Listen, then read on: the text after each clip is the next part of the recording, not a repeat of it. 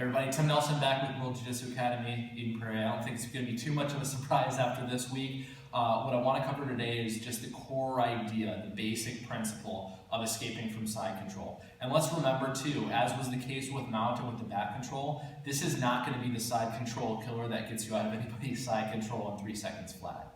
Side control is a very dominant position. It's a dominant position because not only does your opponent have more options than you, but they can hold you in place for an extended period of time. These are bad positions we really need to fight to avoid, but let's say that you get stuck there, what's your avenue of escape? At the most basic level, I'll be down here. What a lot of us are taught is that we need to hip escape, and that we need to use our hips up to get into guard, which is certainly an option if I want to take the jiu-jitsu approach. If I want to take more of a wrestling approach, another option may be to start to build my base, withdraw, or charge back in. But what we're going to see in each of these is that even though my hips come up, where I start my attack is going to be at my shoulders. If my shoulders stay pinned firmly to the mat, it doesn't make too much of a difference. Where my hips go, I'm stuck in place. But something I've encountered is even if my opponent has very dominant control over my hips and they pin my hips down low, I'm able to move much more efficiently. So my first priority in any grip configuration is going to be to gain control back over my shoulders. That can be tricky. In traditional side control, I like to use a frame across the neck and a frame across the hip to force separation at my opponent's neck.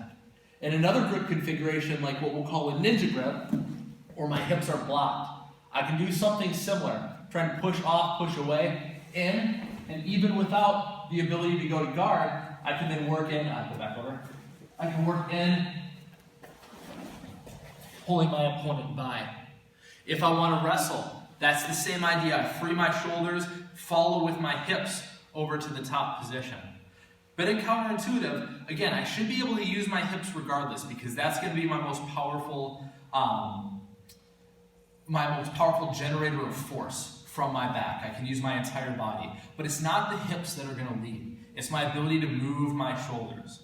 So priority number one, anytime you're in side control, is fight, either to prevent a pin of the shoulders, or if nothing else, work into escaping a pin of the shoulders, as you navigate, of course, the dangers of submissions. So hopefully that helps. Right? What is the point of today's video? Today's video is to give you a framework and a priority number one. If you're stuck under side control, I can almost guarantee you're stuck there because you can't move your shoulders. Forget the hips, don't forget your arms, but focus more on freeing your shoulders than the submission, and I think you'll find that the position is easier to escape and submissions are easier to avoid. So I hope that helps. I'll look forward to seeing everybody back on the mats. Stay healthy and stay safe.